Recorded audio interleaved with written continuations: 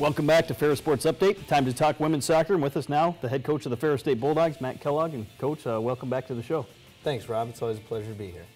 You played two home games this past weekend. Home opener on Friday against Ohio Dominican, and a tough loss. But you come back on Sunday and a big 3-0 win over Ashland. And just talk about your play in general. Those two contests.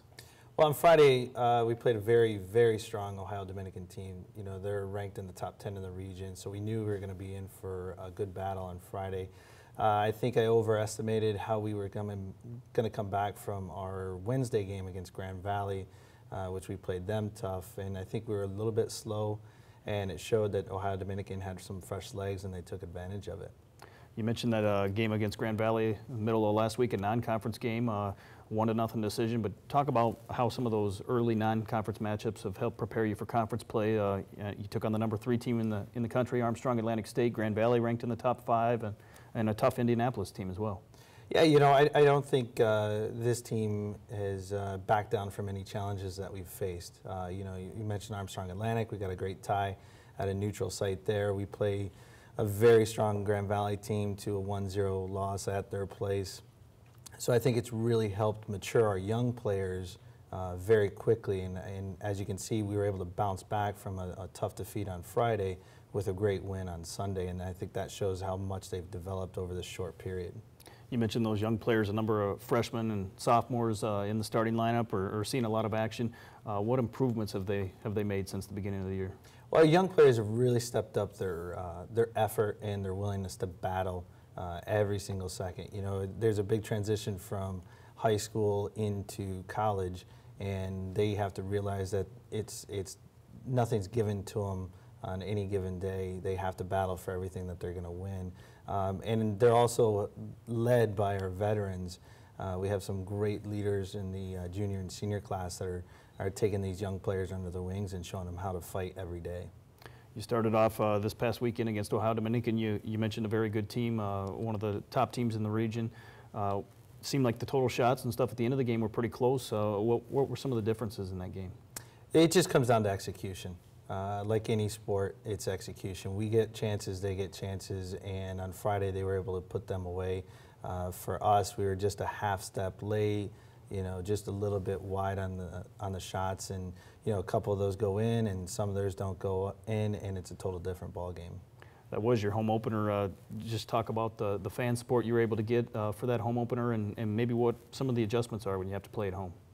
Well, I want to thank our fans. They came out, and we had a great fan base for Friday. Beautiful weather. It just was. It was like it was written up in a script or something. But it was great to be in front of our home fans, get that energy, and especially coming back on Sunday. Now it's our 3rd game in 5 days against a tough Ashland team, and our fans came out again.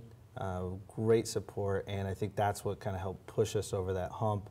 You know, we're tired legs, but those fans cheering you on, it kind of gives you a little something extra in the tank. You come back on Sunday, as you mentioned, against Ashland, and a quick start. You got a goal 10 minutes into the contest from Riley Wood, one of her 2 on the day, and it seemed like from there you were able to carry the play on throughout. Yeah, you know, we took Saturday and we reevaluated our film. We had a really good training session. It was short, intense, and we just talked to the players about, you know, you have to come out and compete. Everything is earned, nothing's given.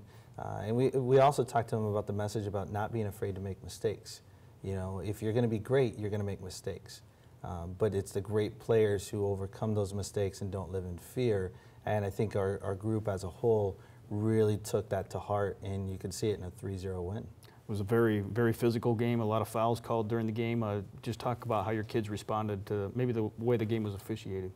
Well, I think the players did a great job in terms of they took what the referee gave them. The referee let the physical play go on early, and they were able to take advantage of that, beating Ashland to some very key balls and some dangerous parts of the field. And then the referee started to tighten it up at the end, and we started to adapt to how the game was changing right before us. I also think our players did a great job of not letting the referees' decisions get into their heads and affect their play. They just kept playing our soccer, stuck to our game plans, and it worked out well. Riley Wood, as we mentioned, had a couple goals, but it's been pretty balanced scoring overall this season throughout, as you've been able to get goals from 6 or 7 different players here throughout the season. Yeah, when you have a lot of offensive weapons, you don't have to go to the same well all the time. That's great that we have the options. Anybody that we stick on the field is a threat for us. You know, we're getting service from different parts of the field, right up the middle, through our flank play. So we're able to create a balanced attack, which is, you know, very difficult for the opponents to prepare for. Talk about the play of your defense, and I know the contributions you've got back there from Amanda Foster, a veteran on the back end, Rachel McCollum, obviously in net for you. Just talk about the play defensively of how you've played this season. Well, we really wanted to make sure that we came out on Sunday and were aggressive, that we were the aggressors on the day.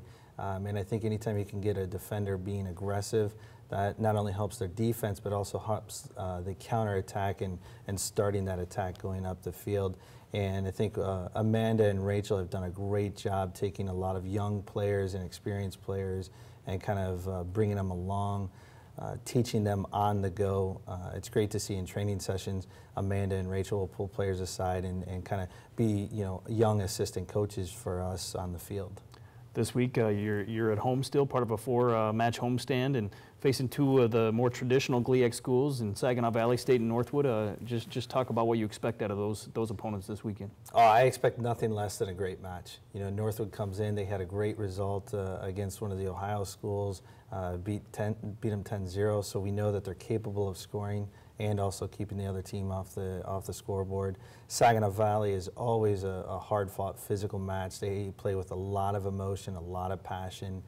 So it's going to be key to both of those games for us to be successful, to get out to an early start and kind of squash that emotional play that Saginaw and Northwood will bring into the game. What's the focus maybe of the training sessions this week and your preparations for this weekend? The focus this week is going to be taking care of the small things. The details, marking assignments on dead balls, where are we on our free kicks, our corner kicks, that sort of thing. Just those small, that attention to detail. You know, we're 99% of the way there, but that last 1% is always the toughest, is making sure you're taking care of those small details. As you play these 2 at home, then you get ready to start with several matches in a row on the road. How important are these types of games when you have them at home? Oh, you have to take advantage of them, especially later in this semester as these students start to get their midterms and all the papers and things start to pile up on them. If we can take advantage of those early home games and really capitalize and kind of build up a nice little cushion going into that stretch, mid-season, late season, where the grind starts to really set in. Best of luck to the Bulldogs as you get ready to play here at home again this weekend. Again, Friday at 4 and Sunday at noon, and the Bulldogs will be here in town with a couple big matchups. Thanks, Rob. We'll be back with more Ferris Sports Update right after this.